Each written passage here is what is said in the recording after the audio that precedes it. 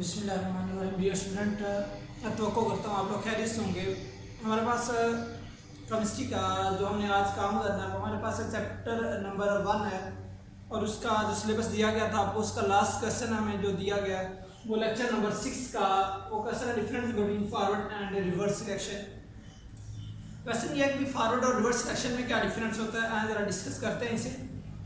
अच्छा, पहली बात एक जब हम रिएक्शंस की बात करते हैं तो हमारे पास चले मैं एक छोटा सा एक रिएक्शन लिख देता हूँ। तो फॉर एग्जांपल हमारे पास 2H2 जब वो ऑक्सीजन के साथ रिएक्ट करता है तो वाटर बना देता है, यानी दो वाटर के मॉलिक्यूल बन जाते हैं।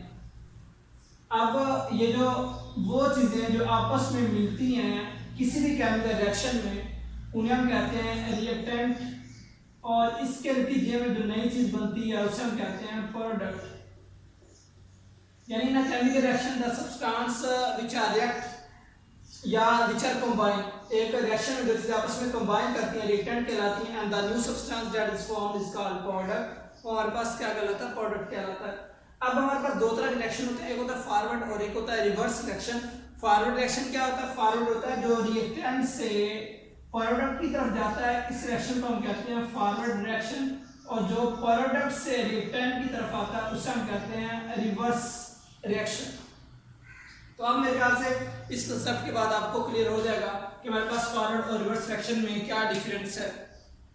तो ऐसा देखते हैं जरा, हमारे पास फॉरवर्ड रिएक्शन होता है, हम कहते हैं कि in which reactant react to form product. हमारे पास वो रिएक्शन जिसमें जो रिएक्टेंट है वो रिएक्ट करके प्रोडक्ट बनाते हैं वो हमारे पास क्या कहलाता है, फॉरवर्ड रिएक्शन कहलाता है। मजीद हम रिवर्स रिएक्शन की अगर बात करते हैं तो हम कहते हैं रिवर्स का मतलब होता है उल्टा चलना। तो हमारे पास वो रिएक्शन जिसमें जो प्रोडक्ट होता है दोबारा रिएक्टेंट बनाता है वो हमारे पास रिएक्शन क्या कहलाता है, रिवर्स रिएक्शन कहलाता है। तो पहला आपने जो ये हेडिंग वाइज काम करना है, पहले हमारे पास डेफिनेशन आ जाएगी इसकी, यानी फॉरवर्ड रिएक्शन में रिएक्टेंट जो है वो रिएक्ट करता है प्रोडक्ट बनाने के लिए, लेकिन जब हम रिवर्स की बात करते हैं तो वहां पे क्या होता है, जो प्रोडक्ट होते हैं वो रिएक्ट करते हैं किसके लिए, रिएक्टेंट बनाने के लिए। मजीद हमारे पास दूसरी आपने हेडिंग इसकी लिखनी है, आपने डायरेक्शन बतानी है।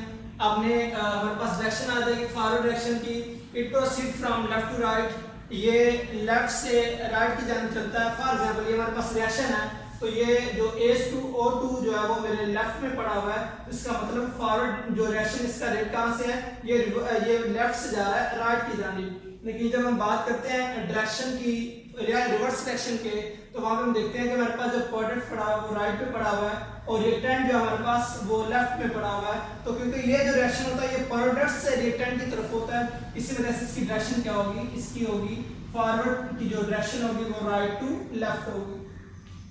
मजीद हम बात अगर करते हैं rate of forward reaction at beginning, यानी जब रिएक्शन स्टार्ट होता है तो उस वक्त जो फॉरवर्ड रिएक्शन होता है उसकी स्पीड की अगर हम बात करते हैं तो हम कहते हैं कि in the beginning rate of forward reaction is very fast. क्या होता है, क्योंकि उस वक्त जो रिएक्टेंट होते हैं उनकी मोलर कंसंट्रेशन ज्यादा होती है, प्रोडक्ट क्योंकि उस वक्त नहीं बनी होती तो हमारे पास ज्यादा रिएक्टेंट भी होते हैं। इसी वजह से क्या होता है, शुरू में ही जो रेट ऑफ फॉरवर्ड रिएक्शन होता है वो काफी तेज होता है, यानी फॉरवर्ड रिएक्शन का मतलब रिएक्टेंट से प्रोडक्ट जाना जो होता है ये काफी तेज रफ्तार से काम हो रहा होता है।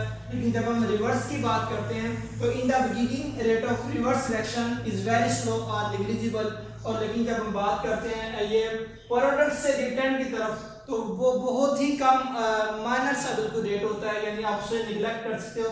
रीजन ये होती है कि अभी रिएक्टेंट जो होते हैं वो रिएक्ट कर रहे थे प्रोडक्ट बनाने के लिए, और प्रोडक्ट इतने ज्यादा नहीं बने होते कि वो दोबारा रिएक्ट करके रिएक्टेंट बना दें। इसी वजह से क्या होता है कि जब हम रिवर्स की बात करते हैं तो जब स्टार्ट में जो प्रोडक्ट होते हैं वो रिएक्टेंट बनाने के लिए जल्दी रिएक्ट नहीं करते, यानी उनका जो रेट होता है वो क्या होता है, वो स्लो होता है।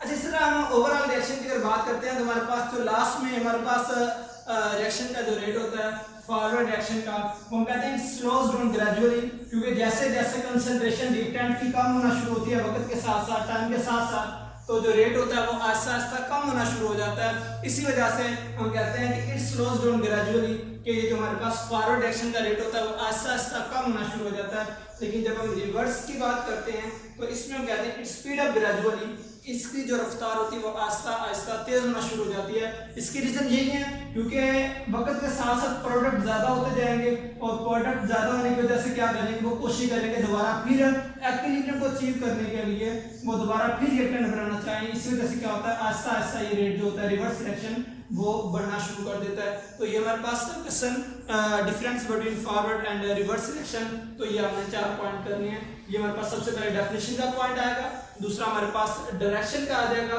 तीसरा हम बताएंगे कि जो इनिशियल स्टेजेस पे जो रेट होता है वो क्या होता है, और फाइनल स्टेज पे हमारे पास जो रेट होता है वो क्या होता है। तो ये आपका क्वेश्चन था, इंपॉर्टेंट काफी ज्यादा है, ये आपने जरा ध्यान से करना है। अल्लाह हाफिज़।